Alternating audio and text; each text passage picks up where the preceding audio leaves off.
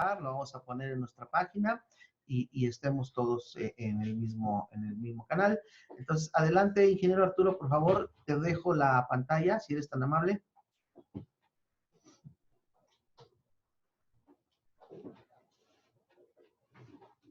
No te escuchas, ingeniero Arturo. Abre, por favor, tu micrófono. ¿Qué tal? Muy buenas tardes, ya listo. Vamos a estar platicando sobre lo que nos solicita la norma 30, ¿sí? Referente a ahorita la contingencia que tenemos en materia del COVID, ¿sí?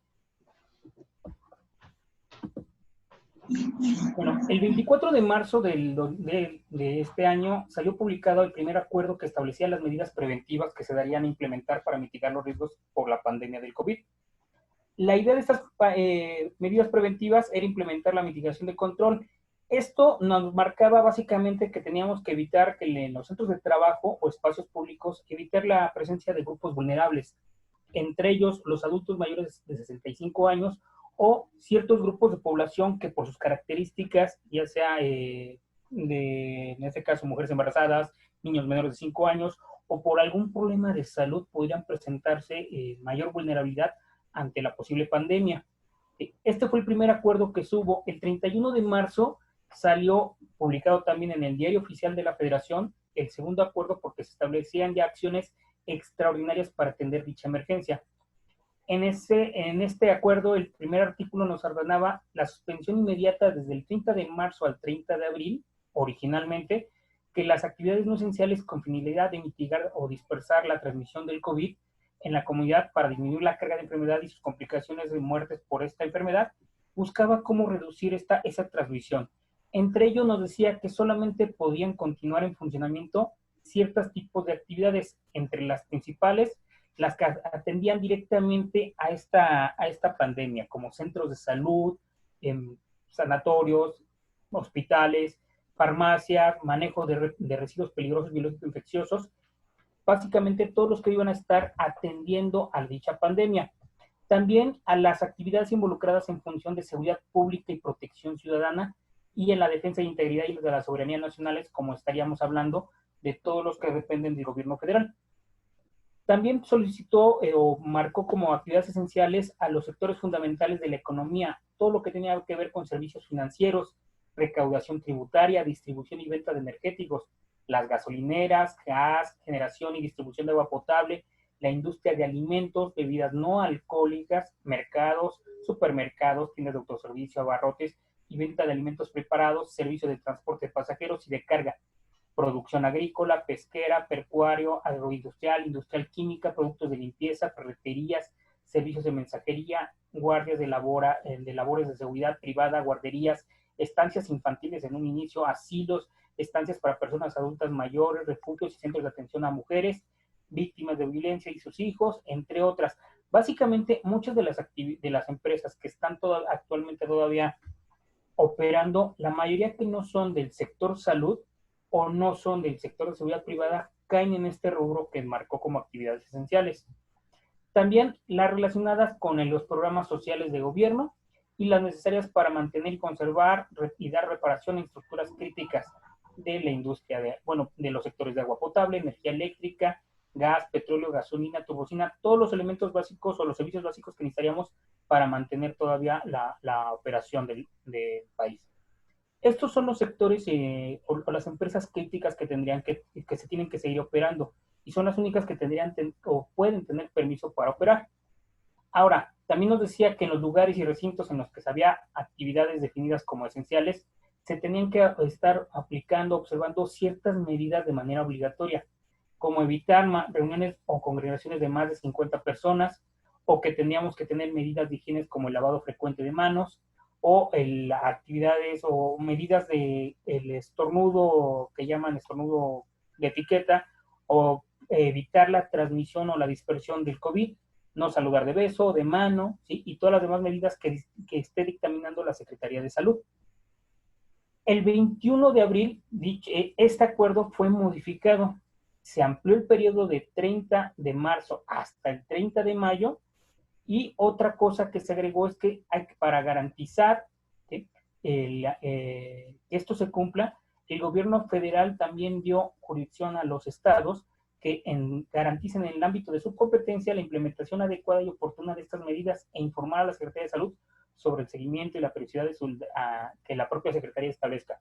Una de las cosas importantes que también dio, las visitas de inspección tanto pueden ser a nivel federal, por lo que había dicho anteriormente, como va a ser a nivel estatal a partir de esta modificación. También la Ley Federal del Trabajo estableció que en su artículo 132, su fracción 16, que es obligación de los patrones que las instalaciones de los centros de trabajo cuenten con condiciones en materia de seguridad, salud y medio ambiente en el trabajo para evitar enfermedades o accidentes. Esto ya lo dice la Ley Federal del Trabajo. De ahí su reglamento nos establece que la norma 30, que habla sobre los servicios preventivos de seguridad y salud en el trabajo, y la norma 19 sobre la constitución y organización y funcionamiento de las comisiones de seguridad en el trabajo, van a establecer cómo van a aplicar las medidas o actuar para aplicar lo que nos marcaba la Ley Federal del Trabajo. El Reglamento Federal de Seguridad del Trabajo nos marca en su artículo 48, que es el artículo que da vida a la norma 30 de la Secretaría del Trabajo, que dice que todos los centros de trabajo o los patrones deberán contar con, un diagnóstico en materia de seguridad y salud en el trabajo, y contar con un programa de salud y de seguridad y salud en el trabajo, que va a ser elaborado de acuerdo al diagnóstico que previamente se realice. Para eso va a instruir que se incorpore a dicho programa todas las acciones que se hayan implementado, todos los programas, todos los estudios, todo lo que se hayan realizado en materia de seguridad y salud en el trabajo. Va a tener que designar a una persona responsable, que puede ser de la propia empresa o externo, para mantener o vigilar estos programas de seguridad y salud en el trabajo.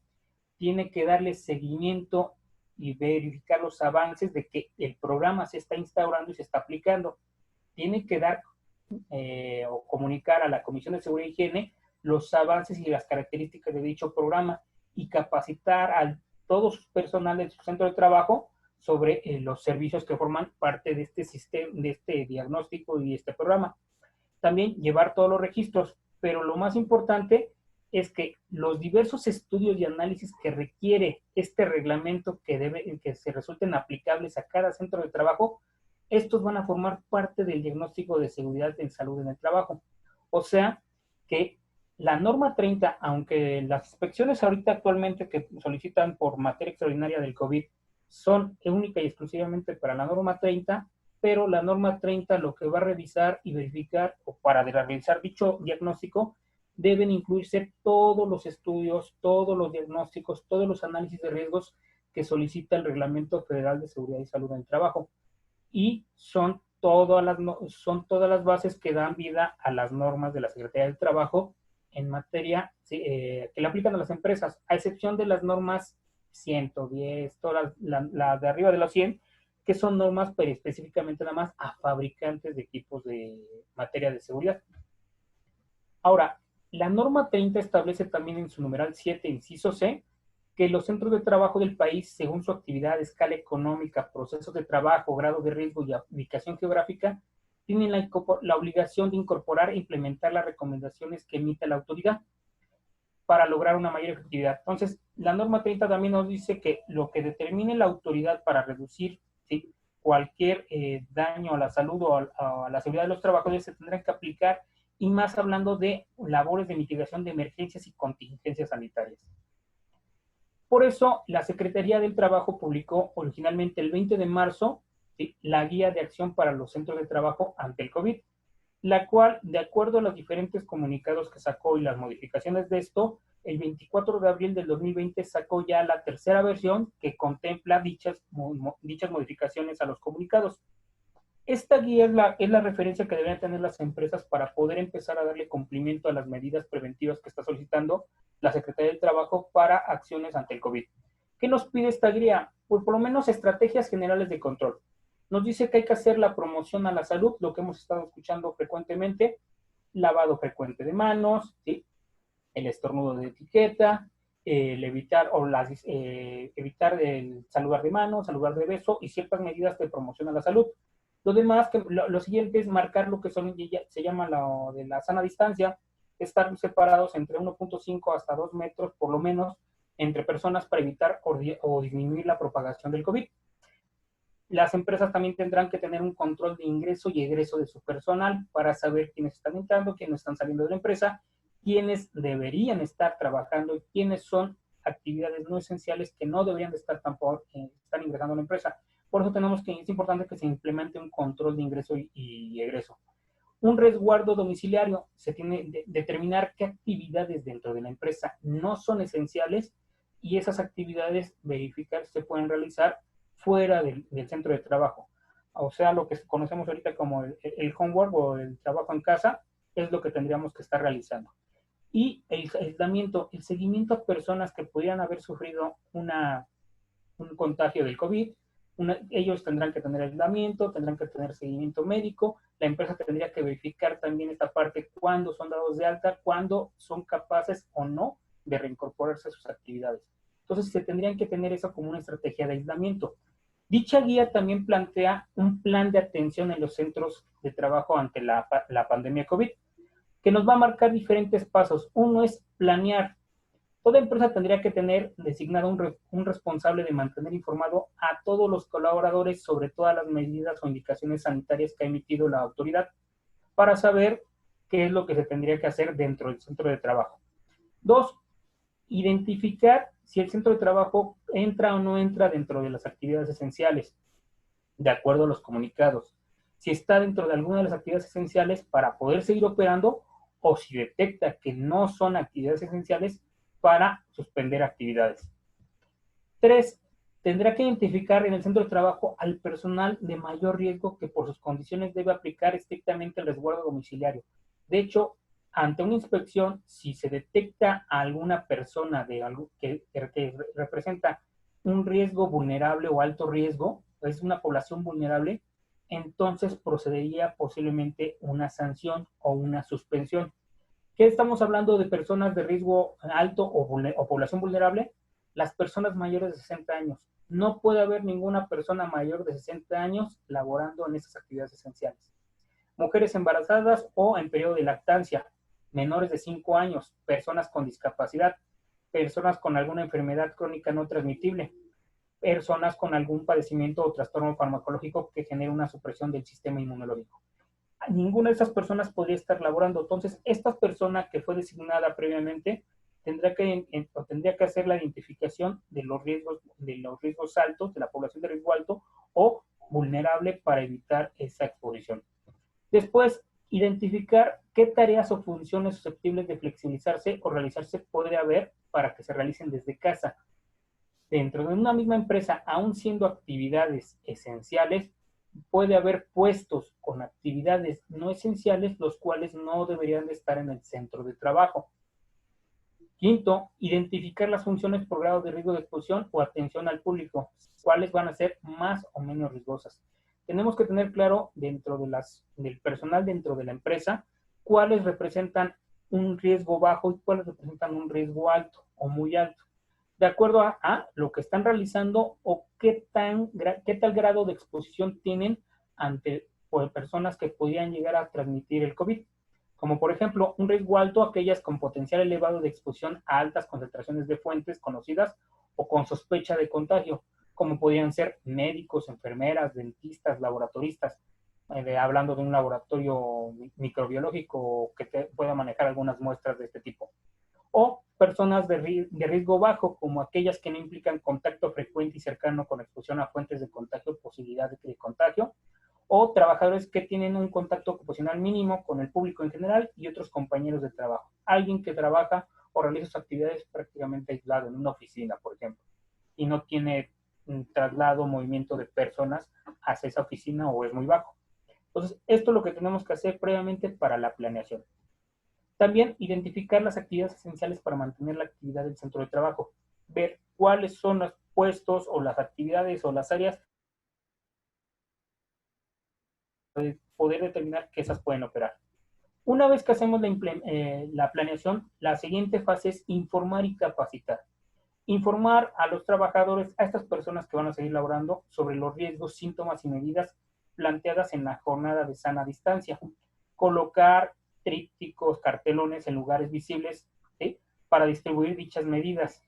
dar a conocer entre los trabajadores el teléfono de emergencia de la autoridad sanitaria para que si llegaran a detectar algún problema pudieran comunicarse. Capacitarlos en las medidas que tienen que tener de prevención y limpieza para reducir su riesgo de contagio. Preparar a los trabajadores para que puedan asumir y realizar diferentes funciones ante la posibilidad de que alguien se ausente y tengan que cubrir algún otro puesto diferente, tomando en cuenta su nivel de riesgo que deberían tener. Por ejemplo, si alguien su puesto representa un nivel de riesgo bajo, pero va a tener que cubrir las actividades de alguien que representa una actividad de riesgo medio o alto, tendría que tener la capacitación para saber cuáles son las medidas que tiene que adoptar para poder estar o laborar de manera segura. También acceder a un kit de herramientas y guías y consejos prácticos para aprovechar al máximo el trabajo del enlace, que son material que ya puso a disposición la propia autoridad. Como medidas de prevención, se tiene que limpiar permanentemente el centro de trabajo y lugares de labor, incluidos los destinos, los servicios de alimento, descanso y, en su caso, pernocta, utilizar los productos de limpieza adecuados para prevenir que el virus del COVID se pueda propagar. Prever los productos sanitarios y el equipo de protección personal y a las y los trabajadores, incluyendo cubrebocas, lentes, protectores, caretas, lo que deba de aplicar de acuerdo a sus características. Contar con depósitos para estos productos, ¿sí? Para poder desecharlos de manera adecuada, escalonar horarios para evitar concentración de personas, separar estaciones de trabajo con una distancia entre 1.5 a 2 metros, incrementar la frecuencia de los servicios de transporte personal con el fin de reducir hacinamiento y el riesgo de contagio. Todo esto como medida de prevención. Como medidas de protección, instrumentar un control de supervisión general para ingreso y egreso del personal, evitar enviar a casa al personal con síntomas con alguna enfermedad y remitirlo a su domicilio particular, y en caso de que presente alguna dificultad respiratoria, dolor o pecho o forme parte de algún grupo vulnerable de la población y muerte, se deberá remitir al personal a su centro de atención médica más cercano.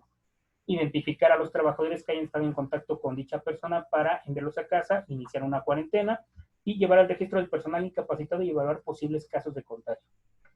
Como políticas temporales, de acuerdo a los comunicados que ha emitido la autoridad, una vez identificado que el centro pertenece a un sector fundamental y puede seguir laborando, debe suspender las actividades no esenciales en dicho centro de trabajo. Actividades no esenciales aquella que no afecta la actividad sustantiva de la organización ni los derechos de los trabajadores. 2. Tiene que hacer una suspensión de actividades que involucren la concentración física de más de 50 personas en espacios cerrados o que implique actividades en las que no se puede implementar las distancias mínimas de 1.5 a 2 metros entre cada puesto de trabajo, incluyendo el tránsito y desplazamiento de personas o centro de trabajo. ¿Okay? 3. Suspender temporalmente y hasta nuevo aviso de las autoridades sanitarias los eventos masivos y las reuniones de más de 50 personas. 4. Flexibilizar el trabajo, permitir la reorganización de turnos y el escalonamiento de jornadas laborales, así como el uso de tecnologías para minimizar el contacto, ¿sí? Incluyendo el trabajo en casa. 5. Permitir al personal en condición de vulnerabilidad no presentarse en el centro de trabajo durante la jornada de sana distancia, con el fin de cumplir el resguardo domiciliario. 6. Evitar el retorno de trabajadores enfermos sin contar con alguna evaluación médica pertinente. Eso va a ser importante. No puede ingresar un trabajador que haya estado infectado o haya estado sospechoso del COVID hasta que un médico no nos dé el visto bueno. 7. Fomentar y brindar confianza para que los trabajadores se retiren ante la presencia de síntomas de enfermedad a través de la simplificación de trámites de incapacidad y la eliminación de descuentos por ausencia. Este plan también tendría que tener vigilancia y supervisión, establecer un mecanismo de monitoreo de trabajadores en aislamiento y, en su caso, de ser necesario, contactar a la autoridad y monitorear las disposiciones que establezcan las autoridades competentes para modificar las acciones. Esto es lo que nos estaba solicitando esta guía. ¿Sí? En la guía está disponible directamente en el portal de la Secretaría de Salud y viene un poquito más a detalle todos estos pasos. Ahora, el 1 de abril se emitieron los criterios aplicables para el desarrollo de inspecciones derivadas de la declaratoria de emergencia sanitaria por causas de fuerza mayor. Esto es cómo va la Secretaría del Trabajo a hacer las inspecciones a nivel federal. Nos dice el Reglamento General de Inspección y Aplicación de Sanciones por violaciones de la legislación laboral, que los inspectores para práctica de visitas ordinarias correspondientes lo hará previo a un citatorio, el cual por lo menos tendrá que ser con 24 horas de anticipación. Pero regresándonos, las visitas que va a aplicar la autoridad no son ordinarias, son extraordinarias. Esto es importante, las visitas, las inspecciones extraordinarias no solicitan no llevan un citatorio como con anticipación. Las visitas extraordinarias se aplican en el momento. Y en el mismo reglamento nos dice que estamos obligados a permitir el acceso del inspector al centro de trabajo y otorgar todo tipo de facilidades y apoyo que requiera.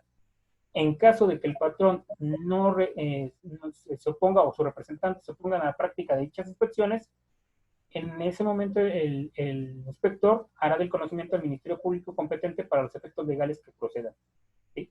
Los cuales podrán ser independientes a las sanciones administrativas. Entre ellas, pues también se dará aviso a la Secretaría de Salud y como hemos estado escuchando, se iniciarán los procesos legales correspondientes. Las empresas que va a visitar, de acuerdo a este comunicado de la Secretaría del Trabajo, son aquellas donde se tenga conocimiento por cualquier medio que existen probables incumplimientos de las normas de trabajo o mediante queja o denuncia que las personas trabajadoras se encuentren laborando en condiciones que ponen en riesgo. Aquí se van a visitar a los centros de trabajo con actividades esenciales, pero también a los centros de trabajo con actividades no esenciales que estén operando. En estos últimos, en caso de que sean centros con actividades no esenciales y estén operando, lo que va a aplicar en ese momento es, primero, los van a visitar, van a detectar que no son actividades esenciales, los van a invitar a cerrar, en caso negativo, darán información al Ministerio Público y empezarán a correr las actividades sancionadoras correspondientes. En el caso de que sean centros de trabajo con actividades esenciales, se va a realizar por fuera de un sistema de apoyo de procesos inspectivos, es decir, de manera manual. Actualmente las inspecciones se hacen a través de un sistema electrónico en el cual se hacen inclusive en tiempo real, pero por estas condiciones solo se van a hacer de manera manual como se hacían anteriormente y solamente el alcance específico que marca esto es únicamente van a revisar la norma 30 de la Secretaría del Trabajo. Pero como vimos previamente, al revisar la norma 30 de la Secretaría del Trabajo, esta norma incluye todos los análisis, estudios, documentación que solicitan todas las demás normas. Digamos que esta es la norma que estará rigiendo a todas las demás normas. ¿Sí? ¿Dudas hasta aquí?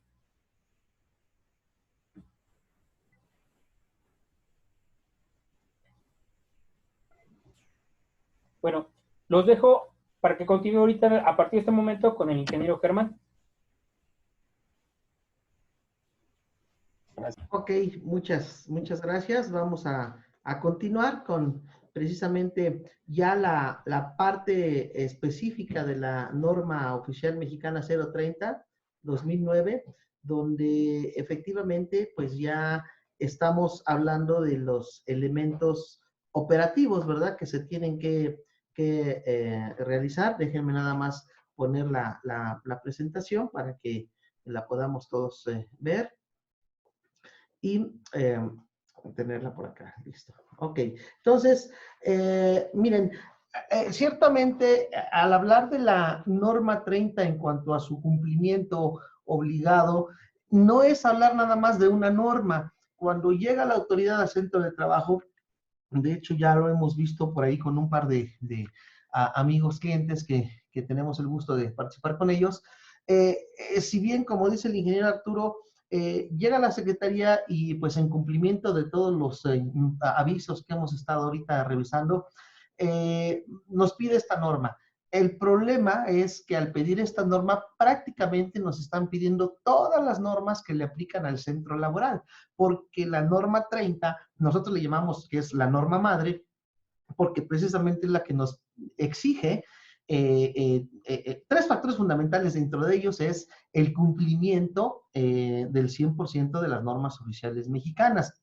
Entonces, el hecho de que alguna de estas normas me falte no quiere decir que no estoy cumpliendo con la norma 30, sino lo que quiere decir es que estas actividades que la norma me exige se tienen que programar, se tienen que establecer en un programa de actividades, ¿verdad? Con fechas y demás, y es precisamente de lo que vamos a platicar en este momento. Nada más, por favor, confírmeme, ¿todos están viendo la pantalla? ¿Están viendo la norma? Sí. ¿Sí? Sí, sin problema. Perfecto, muy bien, muchas gracias. Entonces, el objetivo pues de la norma es especificar y establecer estas funciones y estas actividades, ¿verdad? En materia de prevención de riesgos, como ustedes saben, aplica a lo largo y ancho de la República, cualquier sector. Ahorita pues estamos enfocando la charla a actividades esenciales. La norma trae una serie de definiciones, no nos vamos a detener ahí por motivos de que es una plática informativa, no es un curso. Sin embargo, vamos a parar en dos o tres conceptos que son fundamentales para entender la norma oficial mexicana, ¿verdad? En primera instancia, recordemos que una NOM es una de las tres tipos de normas que rigen en nuestro país, ¿verdad? Que tenemos las normas internacionales, que a través del Instituto Mexicano de Normalización y Certificación se pueden hacer MNX por tener algún interés, digamos, gremial y que se tenga a disposición, que son no obligatorias, las NMX. Tendríamos entonces las normas oficiales mexicanas, que estas sí son de carácter obligatorio. Todo esto está pues en el artículo 40 de la Ley sobre Metrología y Normalización, que por supuesto, que por cierto, perdón, está próximo a cambiar y hay un proyecto de una nueva ley y ya hay algunas cosas que posiblemente estableceríamos en una siguiente plática. Creo que es un tema interesante de este nuevo proyecto que va a sustituir esta.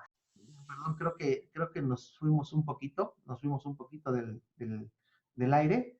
Ya estamos otra vez, ¿verdad?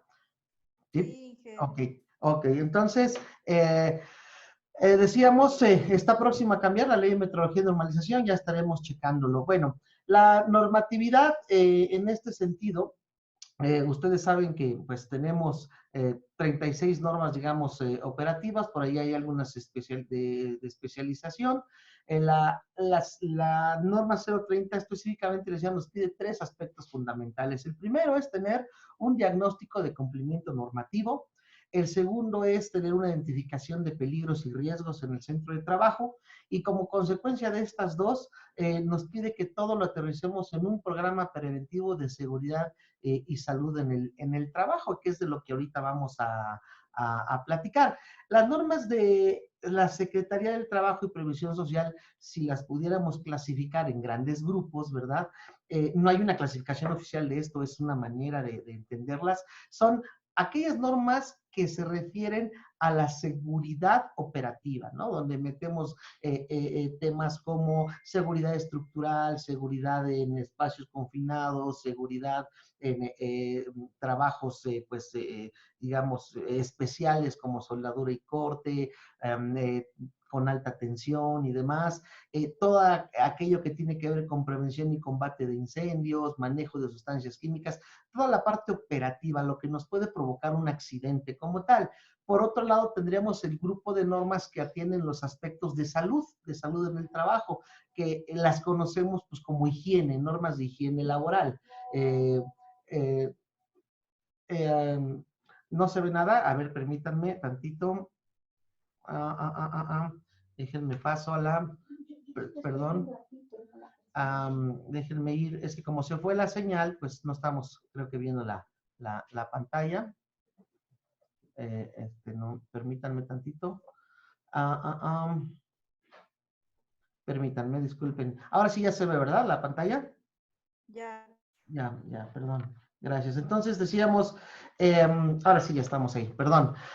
Cuestiones de internet que no están en nuestro control. Entonces decíamos, el grupo de normas de higiene laboral son aquellas que atienden específicamente todo el aspecto de salud en el trabajo, como ruido, iluminación, vibraciones, condiciones técnicas que pueden afectar, ¿verdad?, el estado de salud actual de los trabajadores. Y luego está el grupo de normas que pretenden, tener estándares para la organización de la prevención de riesgos. Aquí estamos hablando de normas como equipo de protección personal, comisiones de seguridad e higiene, ¿verdad? Todo lo que tiene que ver con la manera en que planeamos, direccionamos, organizamos, controlamos, ¿verdad? Todas las acciones preventivas como tales, ¿no? También tendríamos aquellas específicas que están dirigidas a un sector industrial poblacional como la agricultura, como la construcción, como la industria química, ¿verdad? Como ejemplo, pues podemos hablar de la norma 28 de la Seguridad del Trabajo, o la norma 003 o la 08, ¿verdad? Actividades agrícolas y demás. Entonces, estas normas son específicas para giros industriales y la Secretaría del Trabajo en el Reglamento Federal de Inspección emitido en el 2016, ¿verdad? Especifica precisamente que va a instrumentar inspecciones especiales para estos giros. Por eso es que se tienen este tipo de normas especiales. Y luego tendríamos las del producto que hablaba el ingeniero Arturo, que son a partir de la norma 100, ¿verdad? Que algunas de ellas están por unificarse en una sola norma. También ya hay un grupo de trabajo laboral de expertos en este sentido.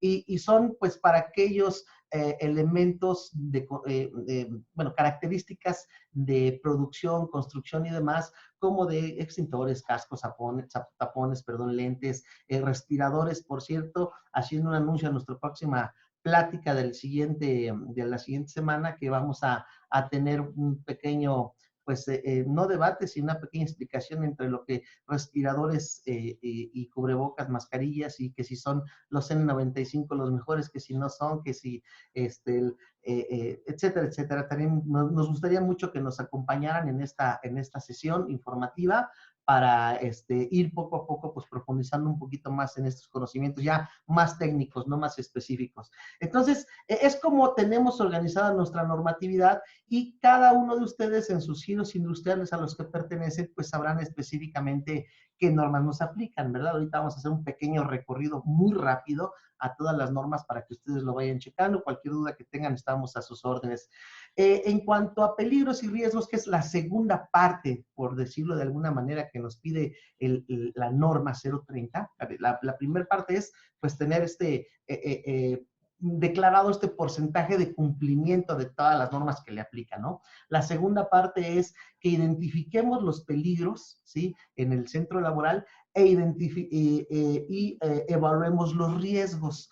Es aquí donde esta norma nos vuelve a conectar con una serie de actividades que van a estar interrelacionadas con todas las demás normas oficiales mexicanas. Por ejemplo, si yo detecto que un peligro es la presencia de algún factor psicosocial, pues inmediatamente me conecta a la norma 035 y todo lo que conlleva el cumplimiento de la 035. Lo mismo con factores de riesgo ergonómico y demás, ¿no? Entonces, ya ustedes, por supuesto, sabrán qué tipo de metodologías ocupar, cómo es que a nivel de su corporativo o a nivel de la alta dirección pretenden realizar este tipo de tareas, y esto es parte ya del cumplimiento de la 030, o sea, tendríamos que partir precisamente de esto. De hecho, el artículo 7 del Reglamento Federal de Seguridad y Salud en el Trabajo hace énfasis en este sentido, ¿no? Que toda actividad empresarial en materia de prevención de riesgos debe de partir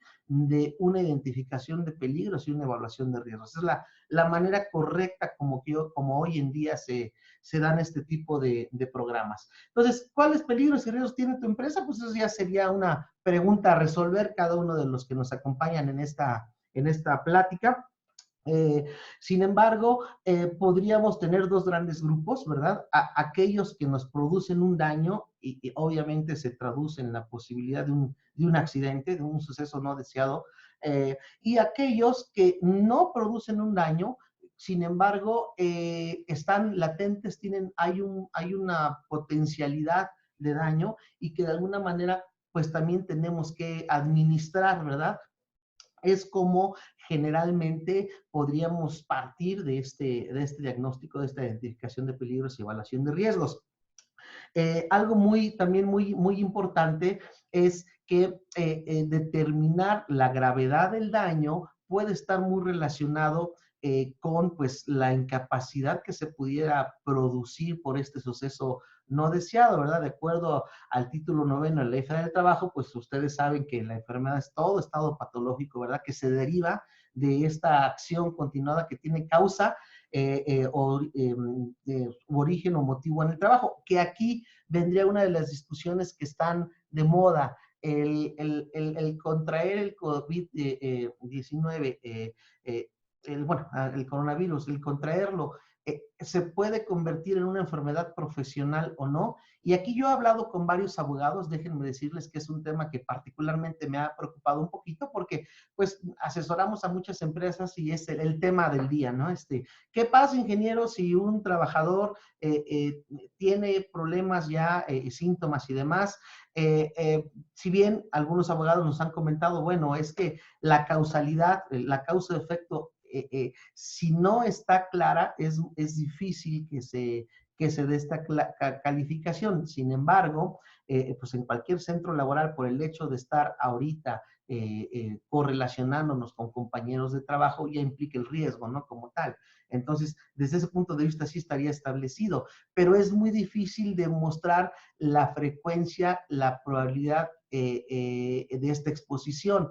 El personal médico, por supuesto, es mucho más sencillo porque ellos sí están en ejercicio y están con motivo, ¿verdad? Entonces, ahorita es un tema de discusión muy fuerte que se está dando a nivel, pues, de los especialistas en materia de legalidad. ¿Cómo es que se está calificando, se podría calificar esta circunstancia, ¿verdad?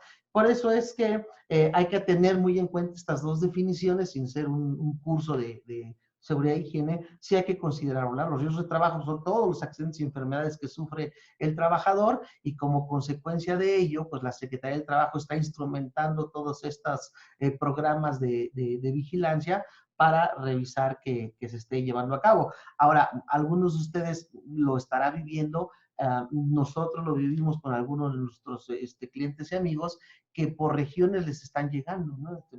Por ejemplo, por darles un ejemplo, en Cuautitlán, ahorita en cierta zona de Cuautitlán, está la Secretaría del Trabajo, pero fuerte, haciendo las inspecciones sobre este tema, sobre esta norma y específicamente el cómo se está llevando el diagnóstico, el programa preventivo, todo lo que el ingeniero Arturo nos platicó, ¿verdad? ¿Qué debe de llevar un diagnóstico de seguridad e higiene? ¿Qué aspectos debe de cubrir?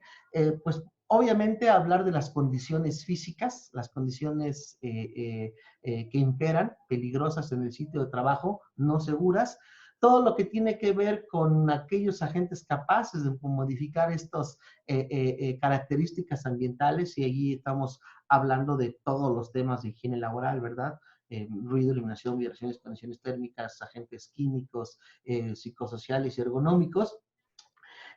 Algo muy interesante que generalmente la empresa lo da por cumplido de acuerdo al programa de protección civil que tienen las organizaciones, que es específicamente los peligros circundantes del centro de trabajo. Sin embargo, y esto como recomendación, sí específicamente nosotros podemos mostrar ante la autoridad estos, le llamamos análisis de vulnerabilidad del entorno empresarial que por protección civil, pues la empresa está llevando a cabo, está realizando, eh, pero sí es importante, y le repito, la recomendación es que esto se integre al programa de seguridad y salud del trabajo dentro del cumplimiento de la norma 030 para que no aparezca como un hecho aislado.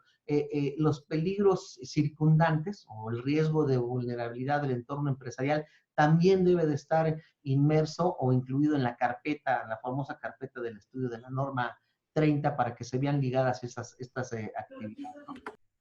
Ahora bien, si nos vamos un poquito a lo que nos marca ISO 31000, ¿verdad? Que es sistemas de gestión de riesgos, pues ahí nos dice muy específicamente, dice la norma que la organización debe de ser capaz de atender y entender todos los problemas que pueden ser vulnerables para la organización. Ellos le llaman el entorno organizacional, que es el lenguaje que se ocupa en las normas ISO, ¿verdad? Entorno organizacional. O sea, ¿qué puede afectar del exterior a la organización? Y ahí entra este país, nos conectamos con estas ISOs. Y luego vendría el cuarto elemento del diagnóstico, son propiamente los requerimientos normativos que la organización va a tener, ¿no? Todas las normas que le van a aplicar, y es donde decimos, bueno, el hacerte una inspección de la norma 30, la autoridad no va en sí por la norma 30, la norma 30 la podemos reducir en 3 grandes grupos, ¿no?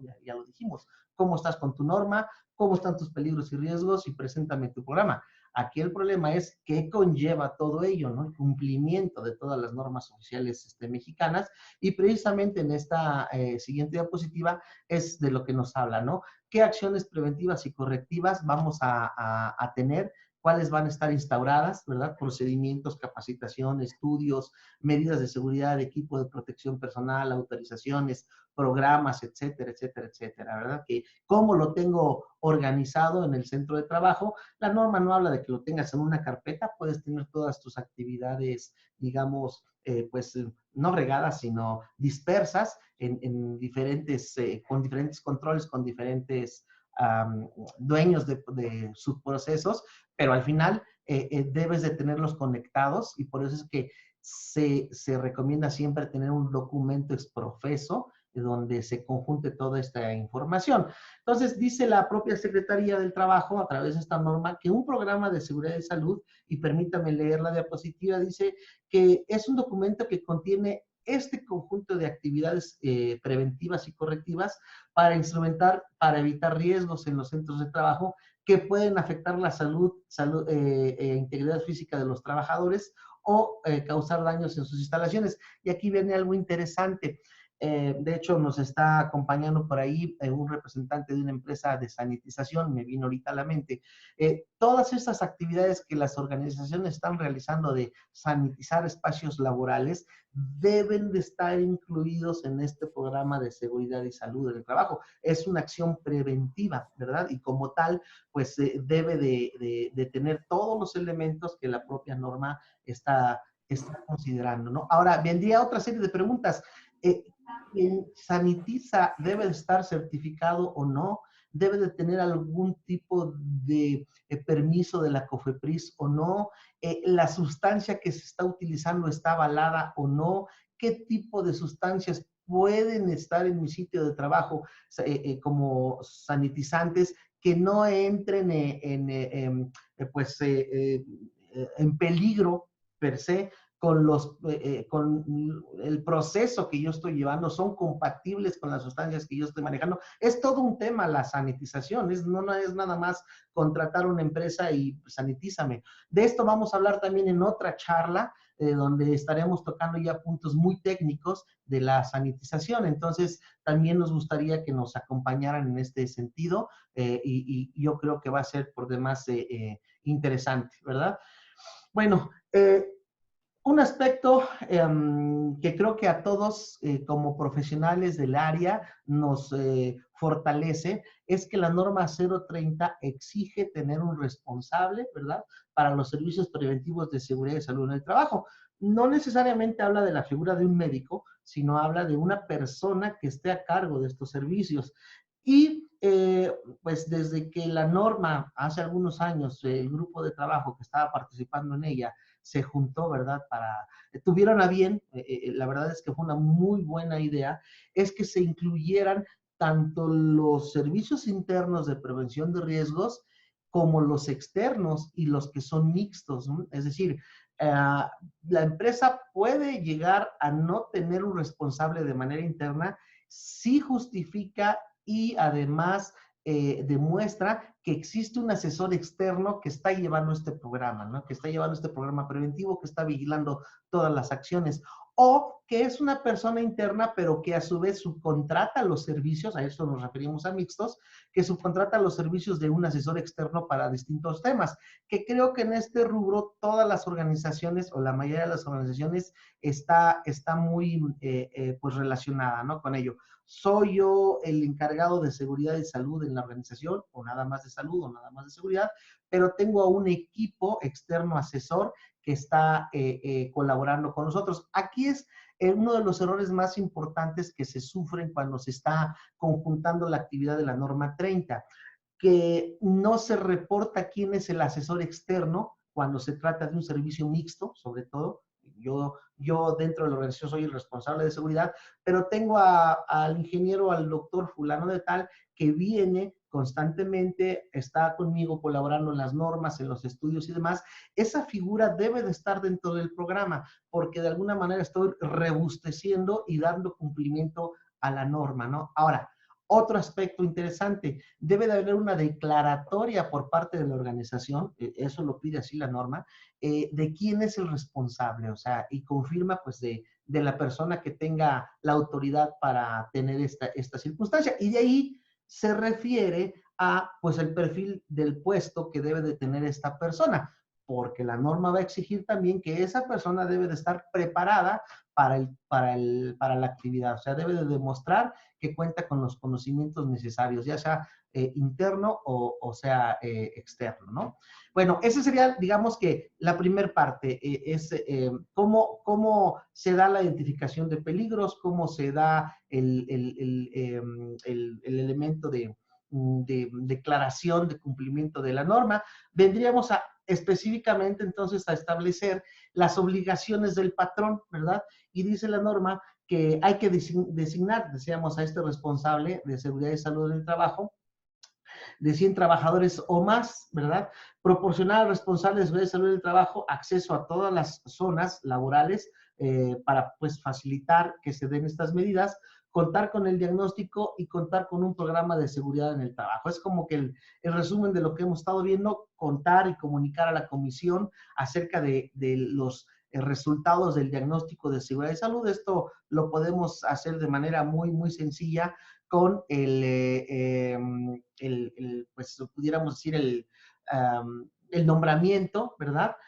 Una lista de todas las actividades que se está llevando a cabo por parte de la persona, por parte de la Comisión de Seguridad y Salud en el Trabajo, cómo se está comunicando todas estas actividades a la propia comisión, capacitar al personal y se debe pues, resguardar toda esta información por lo menos 2 años. Una de las preguntas más comunes que nos hacen es, ¿cuánto tiene de vigencia el estudio de la norma 30? Bueno, pues en realidad la norma nos habla de un programa anualizado, o sea, la vigencia como tal es lo que dura tu programa, o sea, 1 año, ¿no? Sin embargo, tenemos la obligación de resguardar el diagnóstico anterior, ¿verdad? El del año pasado, haciendo referencia a este rubro, perdón. Entonces, en resumen, la norma me dice, si tienes menos de 100 trabajadores, un responsable puede ser el patrón o inclusive un externo, pero únicamente debes de tener muy claras las actividades preventivas y correctivas en el centro de trabajo. Pero si son más de 100 trabajadores, además de tener el responsable, debes de contar con el programa de seguridad y salud, mismo que vamos a hablar un poquito más a detalle más adelante.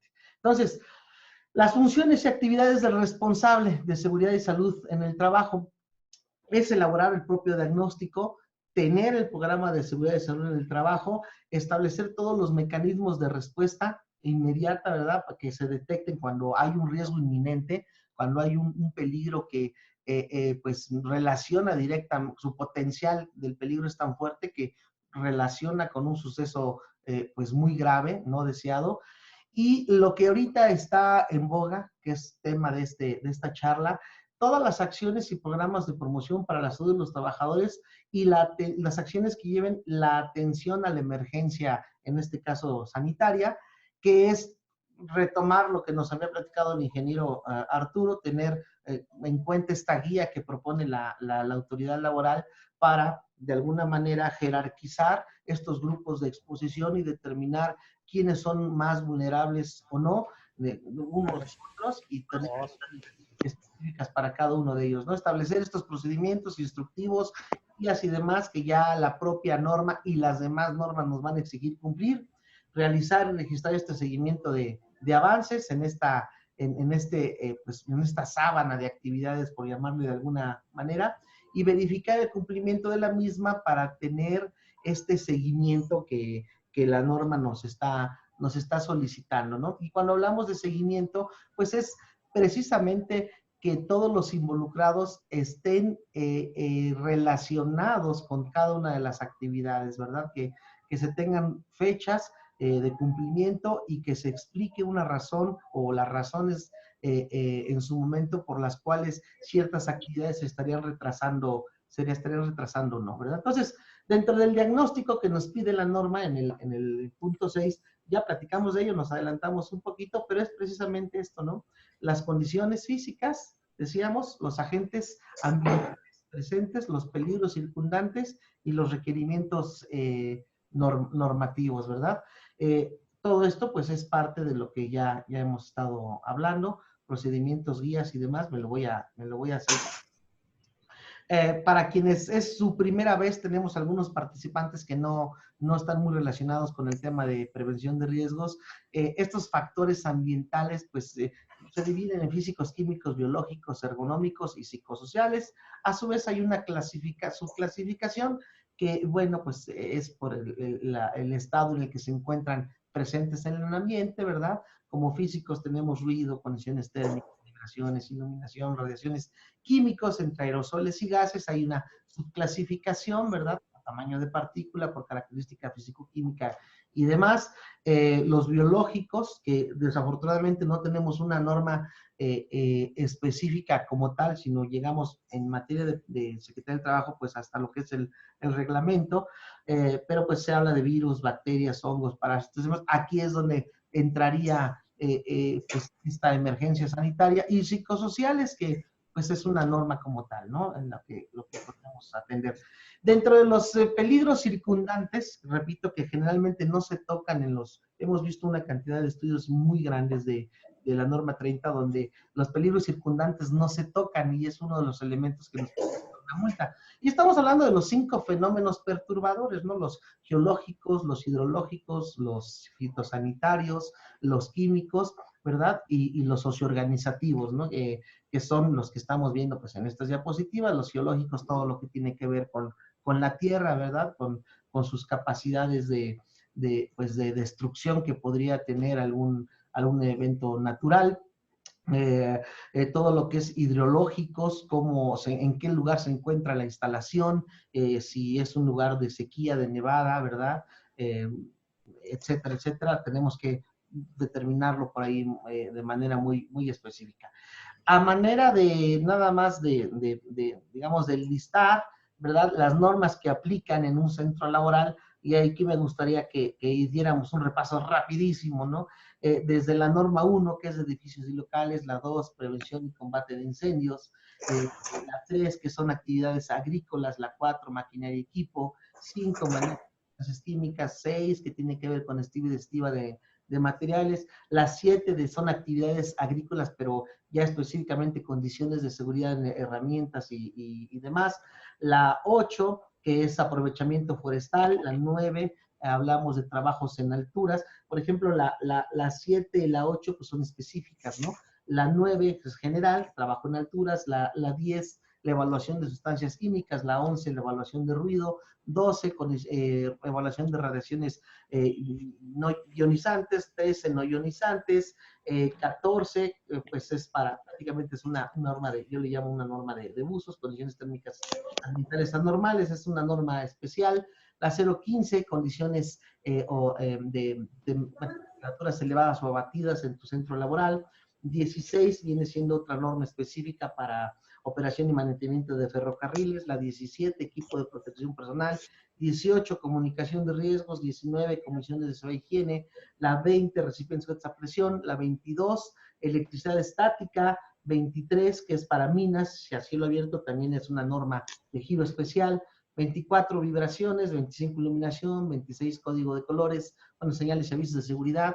La 27, corte y soldadura. La 28 ya es para la industria química, también es una norma específica, ¿verdad? La 29, mantenimiento eléctrico, riesgos por mantenimiento eléctrico. La 30, el propio diagnóstico, ¿verdad? Estamos viendo. La 31 también es específica, condiciones de la construcción. La 32 para minas de carbón subterráneas. 33, espacios confinados. 34 para acceso a discapacitados y actividades con trabajadores con alguna discapacidad. La 35, factores de uso psicosocial, y la 36, que serían ergonómicos. De esta lista, esto es lo que la Secretaría va a ir a exigirme en cuanto a su cumplimiento. Por eso digo, y somos muy...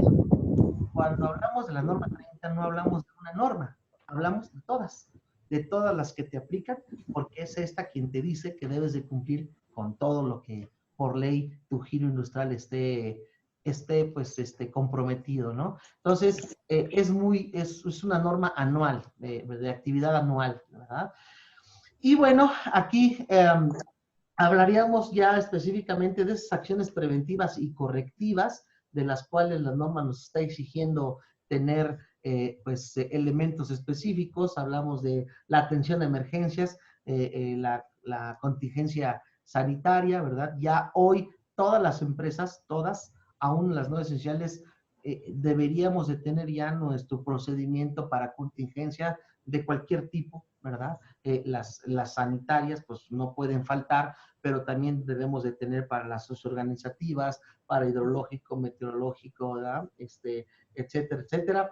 Y el programa, las fechas, por ahí me están avisando si por ahí pueden apagar algunos sus micrófonos para que no se vicie tanto la presentación. Y ahorita que, digo, en cualquier momento pueden opinar, me interrumpen por favor y damos alguna.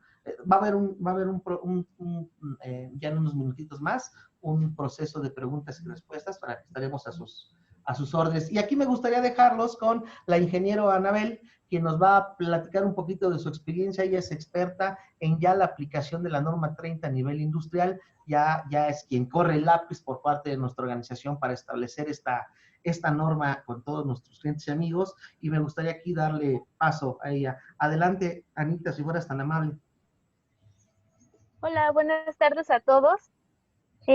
Para comentar cómo nosotros vamos a elaborar nuestro programa de seguridad y salud en el trabajo. Como bien lo comentó el ingeniero Germán anteriormente, nosotros vamos a hacer un barrido de normas, porque nuestro programa precisamente se va a enfocar a qué cumplimientos, ya sea en diferentes rubros, como pueden ser capacitaciones, condiciones de seguridad, la difusión de algunos elementos que nos marca la Secretaría de Trabajo, los documentos que nosotros tenemos que tener, el equipo de protección personal, diferentes estudios, exámenes médicos, algunos planes de emergencia o simulacros que nos pida la norma. Entonces, como bien lo dijo anteriormente, esta norma 30, nosotros tenemos que ver qué normas nos aplican para que de ahí nosotros vayamos teniendo apartado, por cada uno de los apartados, cierto cumplimiento de la norma.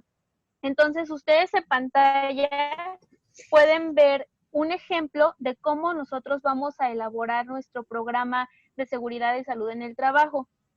Viene una columna que menciona qué norma está aplicando y el apartado de la norma de qué es lo que yo te estoy obligado como empresa a tener. Y en la siguiente columna viene un tipo. Ese tipo es a lo que yo me refería anteriormente, como documentos, algunos estudios que la norma me está estableciendo que yo tenga. Después viene el requisito. Es importante que, a pesar de que la autoridad vaya a inspeccionarnos únicamente a una sola norma, que es la norma 30, pues nosotros leamos de qué se trata cada una de las normas de la Secretaría que nos aplican al centro de trabajo, porque en base a eso nosotros vamos a elaborar nuestro programa. Entonces, en cada uno de los apartados, yo voy a ir viendo cuál es el requerimiento que la norma me está diciendo con el que debe cumplir. El ejemplo que viene aquí es uno de la norma 2, dotar equipo de protección personal a los integrantes de mis brigadas contra incendio. Si se dieron cuenta, a pesar de que sea un programa enfocado a la norma 30, estoy metiendo criterios de mi norma 2, que es una norma que me aplica por default por ser un centro de trabajo. Entonces, yo voy a ver cuál es el cumplimiento que tengo de esa norma en función de todo lo que yo tengo en mi centro de trabajo. Como lo mencionó el ingeniero Germán, de ese cumplimiento que yo tengo, voy a asignar a un responsable que va a ser el encargado de dar seguimiento a que ese apartado, si no lo cumplo, se cumpla, y en caso de que yo lo esté cumpliendo, se mantenga para que yo no tenga algún problema con la Secretaría de Trabajo. Entonces ya saben que si nosotros asignamos un responsable, pues él lo tiene que cumplir, ¿no? No lo dejamos como a la deriva de se tiene que hacer esto, sí, pero ¿quién lo va a realizar? Entonces es muy importante que nosotros asignemos responsables a nuestro programa de seguridad y salud en el trabajo, y que una vez que nosotros establecimos a los responsables, pongamos las fechas de cumplimiento de cuándo nosotros vamos a cumplir con ese requisito a lo largo de lo que marca todo nuestro programa de seguridad y salud en el trabajo, que es un programa anual, ¿ok?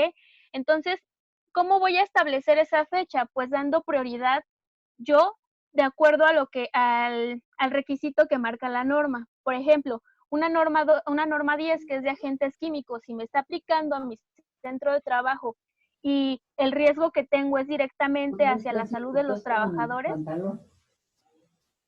Perdón, no estaba viendo. Si es directamente a la salud de los trabajadores, pues voy a priorizar ese requisito y yo voy a asignar una fecha para poder dar cumplimiento. Es así como nosotros vamos a estar llenando nuestro programa de seguridad y salud del trabajo una vez que nosotros ya hicimos un checklist de todas las normas que nos aplican y hicimos un análisis de los riesgos a los que están expuestos los trabajadores. Como lo mencionó el ingeniero Arturo, ¿qué es lo que va a llegar a inspeccionar nuestra autoridad? Pues precisamente esta norma 30, ¿no? Entonces, pues, ¿qué es lo que tenemos que hacer nosotros? El programa de seguridad y salud en el trabajo que acabo de mencionar.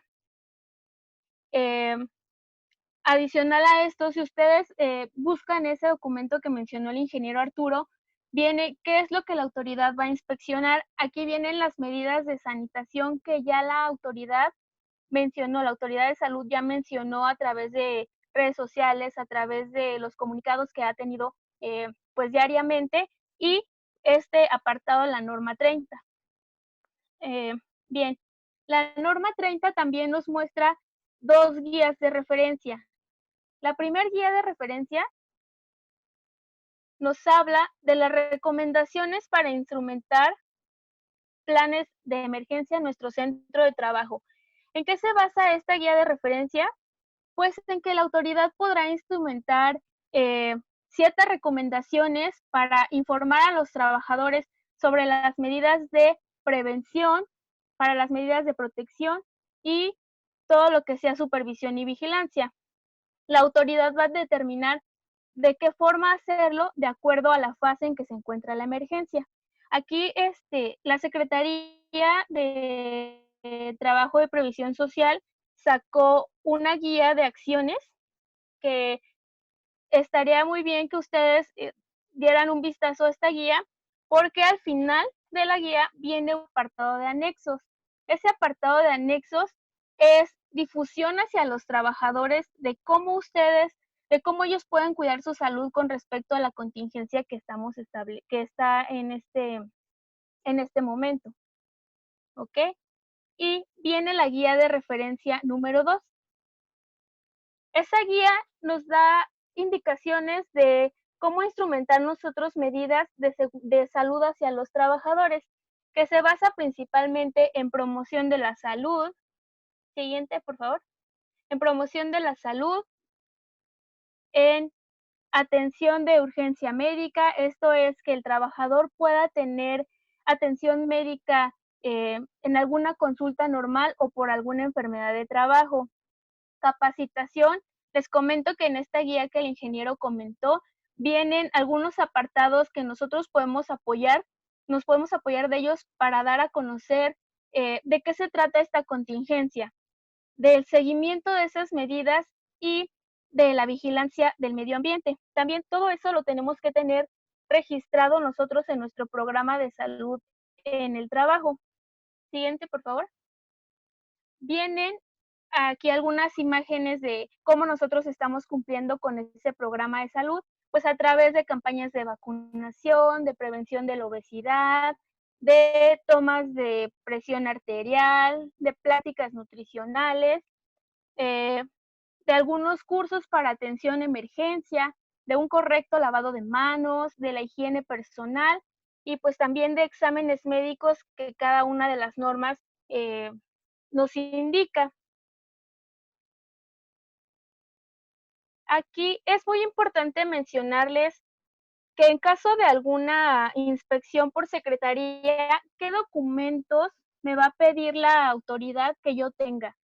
El primero es que yo tenga un responsable de seguridad y salud en el trabajo. ¿Cómo puedo yo evidenciar este apartado?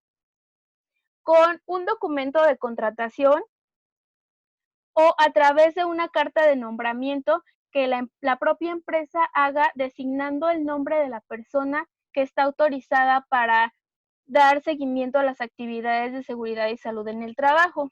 El otro documento, mi diagnóstico ya con el barrido de mis agentes físicos, químicos, biológicos, los peligros circundantes al centro de trabajo, y los requerimientos normativos que a mí me aplican por norma.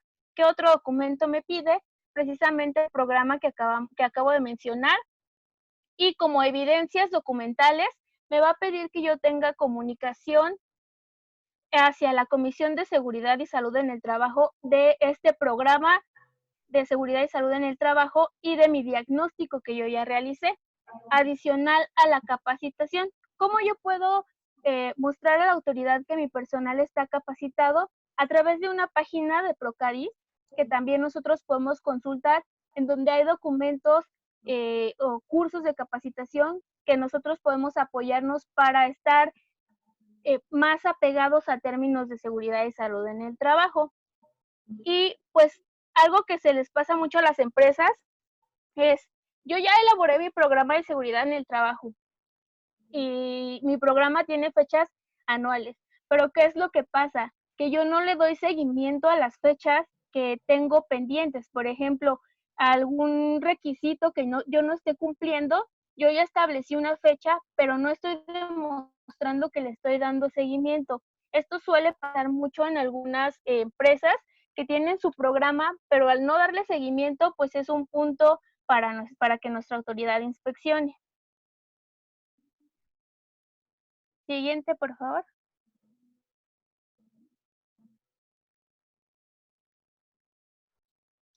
Bueno, aquí regresaría la palabra al ingeniero Germán y a ustedes por si tienen alguna duda.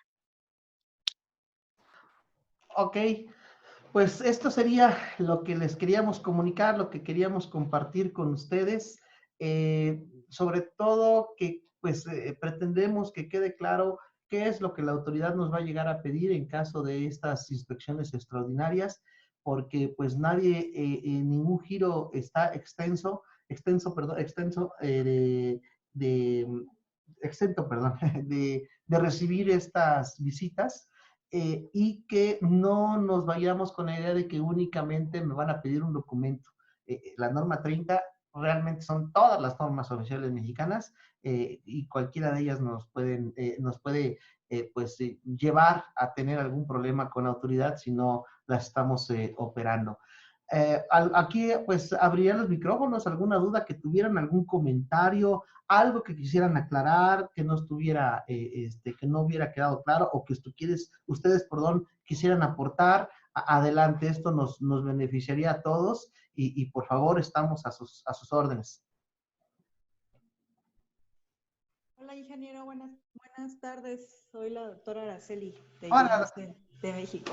¿qué tal, doctora? ¿Qué tal? Mucho gusto. Un saludo a todos. Inge, bueno, yo les quiero compartir nuestra experiencia. Ya fuimos nosotros auditados por la STPS, no este sitio, sino en Ciudad Juárez. Y lo que más nos marcaron, o más bien, de la norma 030, lamentablemente no revisaron nada. Se fueron directo a evaluar las medidas de prevención, ¿no? Aquí nuestra duda es que lo que más solicitaron fue el distanciamiento, o sea, llevaban así literal su metro, 1.5 para medir y estaban midiendo entre persona y persona. Sí. Ajá. Pero tenemos actividades que realmente no podemos limitar esa distancia. No cumplimos con esa distancia y es menos de 1 metro. Lo que optamos es por ponerles cubrebocas, darles la careta, y bueno, se colocó alcohol, gel en toda la planta, pero bueno, les dimos ese equipo de protección personal. Pero aún así, con lo que nos llamó la atención es que aún así con el equipo que se les está brindando, la respuesta de la STPS fue: esas son medidas que tú estás proporcionando como empresa y pues, ok, ¿no? Es algo tuyo. pero lo que yo te estoy pidiendo, o sea, es distanciamiento. Creo que se están viendo demasiado ahorita exigentes. Se los paso como dato de si para alguno les sirve. Las medidas de, no sé, del uso de equipo de protección extraordinario del que no se usaba anteriormente, no lo está tomando la STPS como un check, como, ok, ellos están exigiendo el distanciamiento, o sea, que cumplan realmente con esa distancia en los centros laborales. No sé si es como compartirles, pero también es mi duda si usted me puede dar alguna herramienta de cómo pues justificarles en esos puestos de trabajo que se limita la distancia. Yo les pongo ese equipo de protección personal, pero la STPS me dice no es válido. ¿Hay algo con lo que yo me pueda ahora sí que defender? Adelante, Arturo, si quieres comentar al respecto. Sí, ¿qué tal? Muy bueno. En este caso de las inspecciones, a diferencia de las inspecciones normales que estaban llevando a través del portal, estas, al ser inspecciones de manera manual, juega mucho el criterio del auditor. En teoría, el auditor tiene que checar la norma 30, pero también tiene que checar la parte de las medidas de seguridad. Entre ellas, sí marcan los comunicados de la Secretaría, tanto la Secretaría de Salud, que se deben de respetar esas distancias mínimas. Entonces, dice por ahí en una parte que en el caso se tienen que detectar trabajadores que no pueden tener esas distancias, se tendrían que parar esas actividades. Entonces, lo que a lo mejor podríamos ahí recomendar, doctora, es, si no se puede hacer el distanciamiento físico con una distancia de menos de 1,50, lo que sí podemos colocar son barreras. No sé qué posibilidad existía, por ejemplo, de alguna mampara, posiblemente. De hecho, las colocamos, ingeniero, y la respuesta fue, ok, estás haciendo algo, pero por tu parte, yo necesito que separes a la gente. No sé si fue ahora sí que nos tocó la mala suerte de este auditor, pero incluso se colocaron mamparas de acrílico para dividir estas posiciones, que son pocas, en realidad son muy pocas, pero nos dijeron que no, que debemos de cumplir con el distanciamiento. También esa duda teníamos, si esas mamparas de acrílico hay algo con lo que nosotros, o sea, le podamos debatir a la STPS, ¿sabes qué? Aquí está, que esta es una barrera física y tú lo mencionas como barrera, entonces, pues como que debe de ir ok. No sé si me expliqué. Porque sí colocamos las barreras de acrílico y nos dijeron, no, todo eso es algo pues que tú como empresa lo estás haciendo, pero debes de cumplir con el distanciamiento. Sí, lamentablemente estamos aquí en manos de la cerrazón de algunos inspectores que pues el criterio es muy, digamos, cerrado, ¿no? Ciertamente, como dice el ingeniero Arturo, en el comunicado pues sí está que aquellos procesos en los que no se puede hacer este distanciamiento tendrían que estar inoperantes. Okay. Lamentablemente quedamos ahora sí que en manos del inspector, doctor. Uh-huh. Ok, no, entonces nos tocó la mala suerte de Sí, uno que venía muy intenso. exacto, desafortunadamente. Y Ah, perdón, Hola, buenas tardes. quería, Alejandra Sánchez de PepsiCo, perdón. sí, adelante, doctora. ¿Cómo está? Mucho Bueno. gusto, Alejandra. Sí, no, Perla es la doctora, yo soy Sí, la sí, sí. responsable de compliance. Sí, sí. Tengo una duda. En algunos de los sitios, en una de las slides mencionaban la responsabilidad de más o menos 100 trabajadores, ¿no? Sí. A mí no me quedó muy claro cuál es la diferencia en sí tener los programas y o solo los protocolos. O sea, nosotros como compañía tenemos todos nuestros programas a nivel nacional, pero ¿cuál sería la diferencia en el número de trabajadores? Y la otra es en los sitios, nosotros tenemos coordinadores de seguridad. Un coordinador ve 15 o 20 centros de distribución, no está físicamente en uno solo. Sí. Pero tenemos nuestros comités, etcétera. ¿Cómo le amparas a la autoridad que tienes un responsable IHS y de seguridad en ese caso? Gracias. Sí, gracias, Alejandra. Aquí es muy clara la situación. Como la norma nos dice que cuando hay menos de 100 trabajadores, el propio responsable del recinto puede ser el encargado de seguridad. Solo con demostrar que efectivamente hay menos de 100 trabajadores, estaríamos del otro lado. Ahora, la diferencia entre un programa y el listado de actividades es que el programa ya lleva fechas y lleva acciones establecidas con responsables. En el caso de un listado de actividades es meramente relacionar qué tipo de actividades estaría realizando la empresa para prevenir los riesgos de trabajo, pero sin la necesidad de marcar tiempos, ejecuciones, ni inclusive ni siquiera una prioridad de las acciones, ¿no? Este tipo de acciones se pensó más en pequeñas y microempresas, Pymes. que ustedes entrarían en esos centros a lo mejor de, pues, de puntos de venta, ¿no? O de distribución pequeños en este sentido. No estarían obligados a presentar un programa con toda la estructura que pide la norma 030, únicamente el listado de actividades, pero sí sería muy importante que demostraran que el personal que tienen sí es menos de 100 trabajadores, ¿no?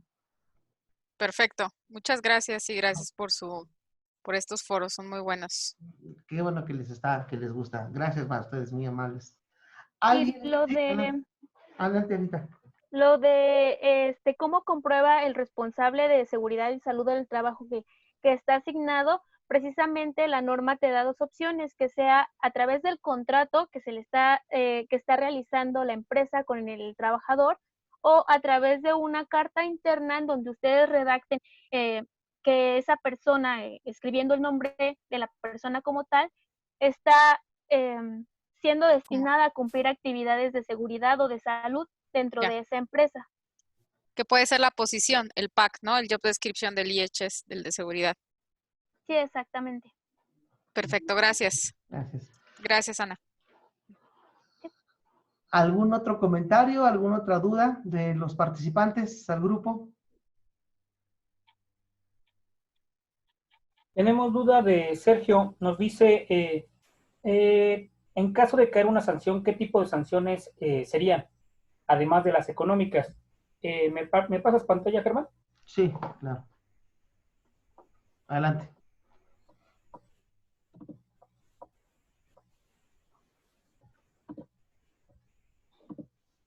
Ok, aquí en este caso, las sanciones que pueden llegar a ser, aparte de las económicas, de acuerdo al reglamento de inspección, nos sugieren que también pueden aplicarse medidas de clausura, inclusive total o parcial del centro de trabajo, al detectarse alguna desviación que podría poner en riesgo a los trabajadores. Adicionalmente de las sanciones económicas, recordando que la sanción económica no solamente son los montos que marca el Reglamento Federal de Seguridad y Salud en el Trabajo, en el que marcan sanciones por la más baja de 50 salarios o unidades de manejo administrativas por cada incumplimiento. Nuestra norma 30 marca alrededor de, son como 6, 7 apartados, o sea, por cada uno de ellos por lo menos son 50 salarios mínimos, pero el reglamento de inspección nos menciona que dicha sanción va a ser por cada trabajador expuesto. O sea, por el incumplimiento de cada una de esas sanciones se multiplicaría por el número de trabajadores expuestos, que en este caso sería, para la norma 30, sería todos los trabajadores del centro de trabajo. Adicional, la sanción que puede ser la clausura parcial o total de áreas o de total de la planta, más el aviso, en este caso de la contingencia, a las autoridades para que se inicie el proceso legal por algún daño fuera de lo que marcan dichos reglamentos, e independientemente de estos. Ok, muchísimas gracias, Inge. Gracias. Ok. ¿Alguien más que tuviera alguna duda, comentario? ¿Puedo dobletear, Inge? Sí, claro, claro. Claro. Inge, bueno, una duda. Nosotros tenemos aquí en la empresa un comedor Sí. y que tiene su cocina donde creamos los alimentos. Mi duda es, ¿tengo que aplicar, pero ellos son contratistas, no son parte de la empresa? Sí. ¿Qué aplica con los contratistas, pero relacionados a comedor? ¿Tengo que aplicar algo extraordinario para el manejo de alimentos? O sea, nosotros les llevamos todo, ¿no? Sus estudios de vigilancia médica, con todo lo que pide la normatividad mexicana. Pero sabemos que ahorita, pues, ellos pueden ser tal vez portadores asintomáticos, ¿no? Del COVID. Y que al ser manejadores de alimentos, pues puedan, por medio de la salida, transmitir pues es el virus, ¿no? Lo que hicimos fue colocarles cubrebocas, que siempre lo traen, pero además les colocamos la careta y bueno, hemos visto que tengan la distancia necesaria en la cocina. ¿Habría algo más que yo tenga que implementar como toma de temperaturas para ellos o no sé, filtros en la entrada, que realmente filtros nosotros no los hemos hecho porque creemos que no son pues tan necesarios o porque pues puede haber gente portadora asintomática y no necesariamente los vas a detectar con la toma de temperaturas. Pero para comedor tendríamos, no sé, usted con su experiencia o los compañeros que están conectados, ¿alguien más ha hecho alguna acción para las personas que están en cocina? Aquí me gustaría y sería muy enriquecedor que nuestros amigos y clientes de PepsiCo nos dieran alguna aportación, de Bayer también, por aquí tenemos a alguien, qué están haciendo al respecto, si nos pudieran contar su experiencia. Germán, me permite, bueno, voy a compartir pantalla nuevamente. Sí.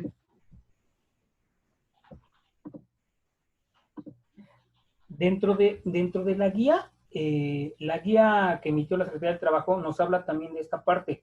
Medidas de prevención, limpieza permanente de todo el centro de trabajo y los lugares de labor, incluidos los destinados para el servicio de alimentos y de descanso.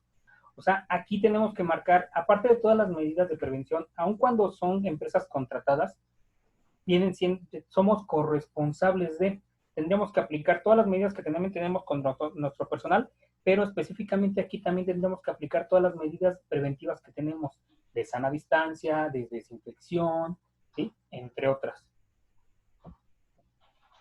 Ok. Perfecto, sí, tiene toda la razón. Sí. Muchas gracias. Dice que viene en la guía de acción para los centros de trabajo, ¿verdad? Correcto, en las medidas preventivas. Gracias, Inge. Adicional a ello. Sí. En la tercera versión es la que le está presentando el ingeniero Arturo. Y para completar, ¿me pueden ayudar a poner los criterios de inspección en el apartado 3.1 en pantalla, por favor? Arthur, si fueras tan amable. ¿De cuál, Anita? De los criterios de inspección. ¿De la presentación? No, del documento de los criterios aplicables para el desarrollo de inspecciones extraordinarias.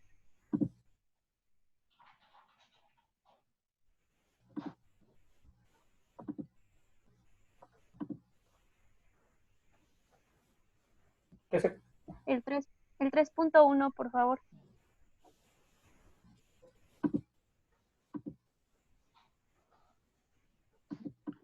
Para complementar lo del primer comentario, este apartado marca qué es lo que el inspector va a verificar cuando visite el centro de trabajo. Si se dan cuenta, tenemos incisos del A al H y prácticamente el H es lo de requisitar el cumplimiento de la norma 30. Las medidas anteriores son completamente para la enfermedad de COVID, en donde nos está indicando que el inspector va a verificar que no se tengan reuniones con más de 50 personas, que las personas se estén lavando frecuentemente las manos, de toser de forma, la forma de toser de etiqueta, no saludar de beso, las medidas de sana distancia. Me imagino que por esta cuestión llegó el auditor estrictamente a medir que hubiera una distancia de 1.5 metros. Si hay personas mayores, personas embarazadas o personas que estén con riesgo, pues ya el inspector les diría que se retirara del centro de trabajo y en caso de ser necesario de que el inspector, de acuerdo al que llegue a tocarles, determine que sí tiene que realizar un recorrido, estará verificando la instalación. También abajo en el punto 8 nos dice que no se van a realizar entrevistas a los trabajadores. Es un poquito abajo de la presentación, ahí mismo donde estaba en el 3.1, pero va ahí, dice que no se realizarán entrevistas a los trabajadores. Entonces va directamente hacia las medidas de salud y de seguridad que se estén implementando en el centro de trabajo. Muy bien, muchas gracias, Anita. Por ahí veo algunos comentarios. Nos están solicitando que si les podemos pasar la presentación, con mucho gusto les pediríamos que nos mandaran un correíto y con todo el gusto del mundo les mandamos la presentación para que la tengan. Nos dice Rodolfo Alba, con la contingencia del COVID-19, la Comisión de Seguridad e Higiene de cada empresa debe de determinar qué trabajadores son esenciales y debe continuar laborando, o esa facultad le corresponde a los patrones. Mira, de hecho, Rodolfo, es compartida la responsabilidad.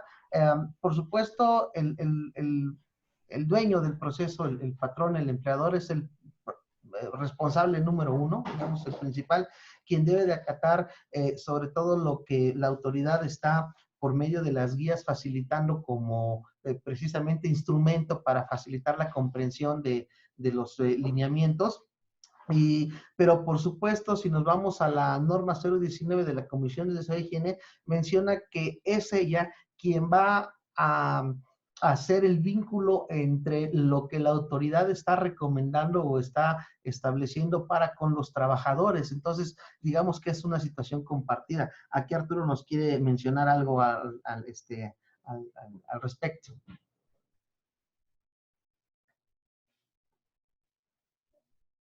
Adelante, Arturo.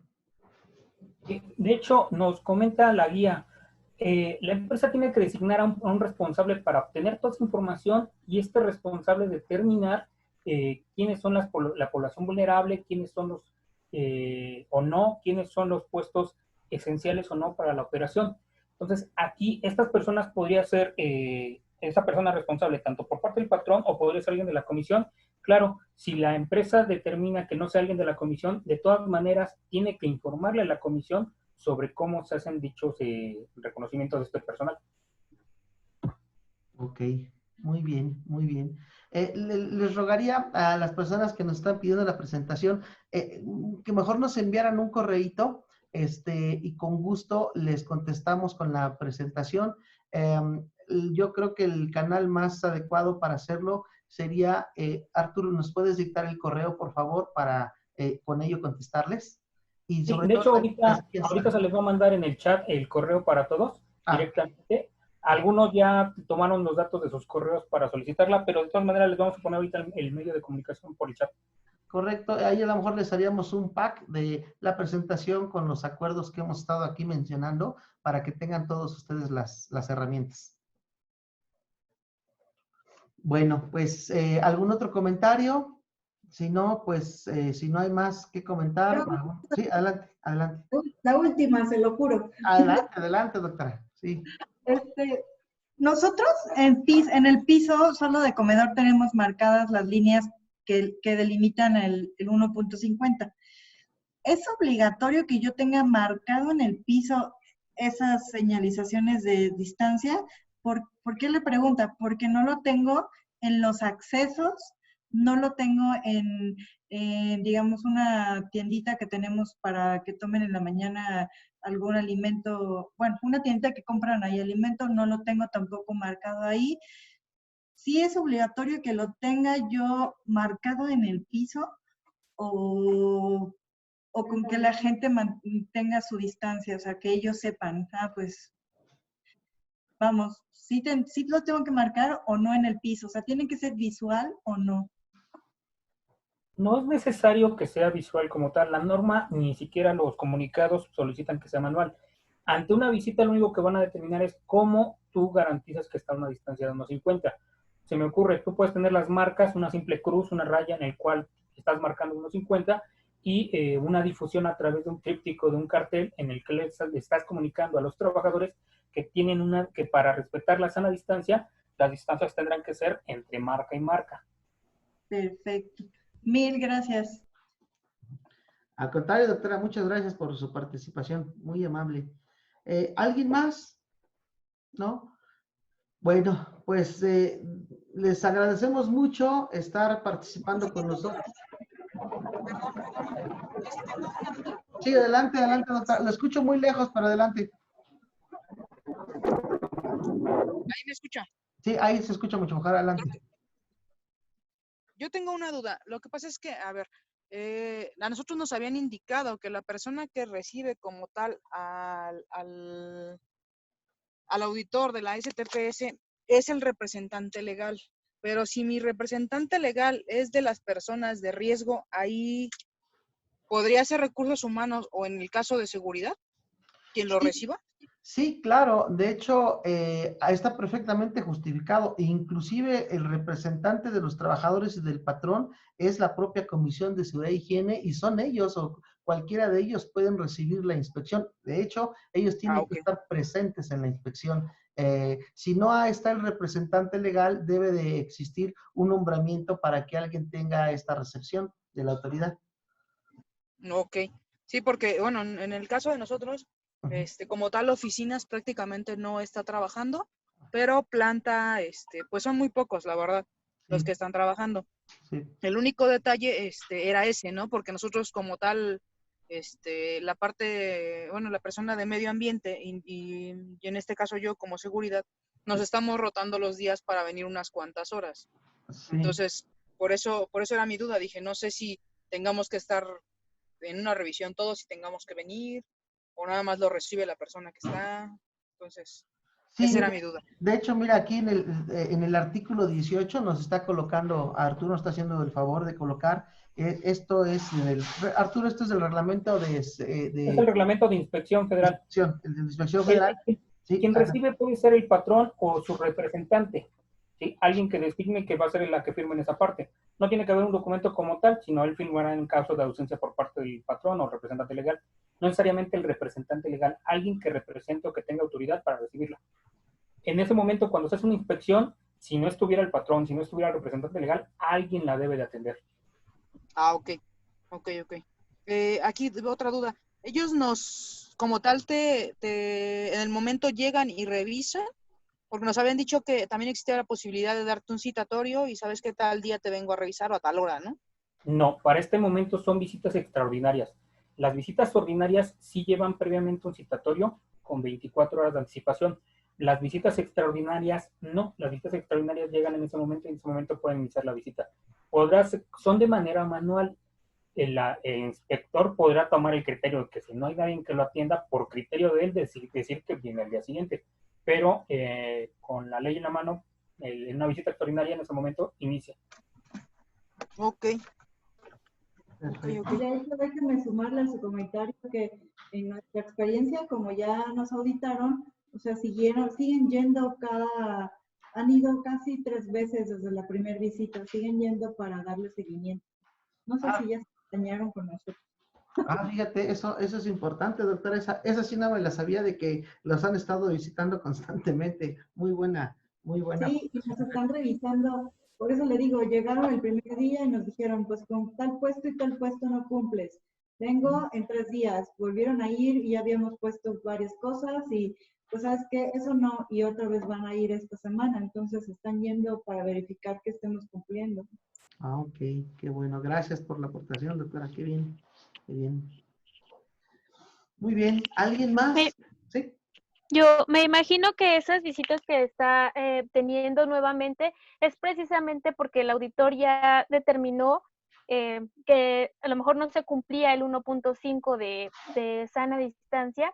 Entonces, para estar corroborando que realmente las medidas que está implementando el gobierno sean cumplidas, está volviendo a visitar la instalación. Así es, doctora. Muy bien, muy bien. ¿Alguien más? ¿No?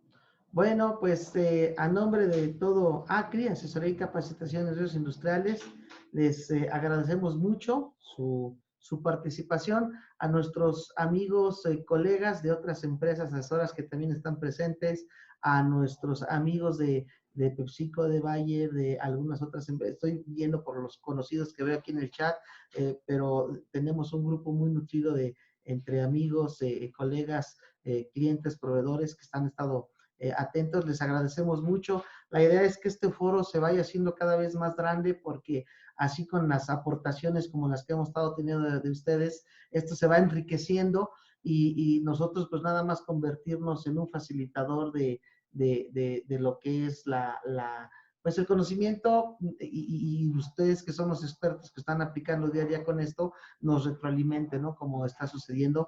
Les agradecemos mucho y la próxima semana pues nos vemos con el siguiente tema, el cual hablaríamos de características muy técnicas y específicas de respiradores, mascarillas, tipos, inclusive hablar un poquito de, pues si no de marcas, sí de las características de ellas, porque también hay, en redes sociales hay una serie y sin fin de mitos y leyendas que se están dando ahorita con los cubrebocas, mascarillas, trapos y de todo tipo de cosas que nos estamos poniendo en la cara. Pues vamos a tratar de aclarar algunos aspectos primordiales y esperamos verlos. Ya les estaremos enviando la invitación. Les agradecemos mucho y estamos en contacto. Gracias. Gracias, Inge. Muchas gracias. Gracias, hasta luego. Cualquier duda, comentario o para la solicitud del material, el correo aparece en pantalla que sería capacitación@acrissc.com.mx. Ahí les estaríamos contestando dudas o comentarios. Bye. Bye, bye. Gracias.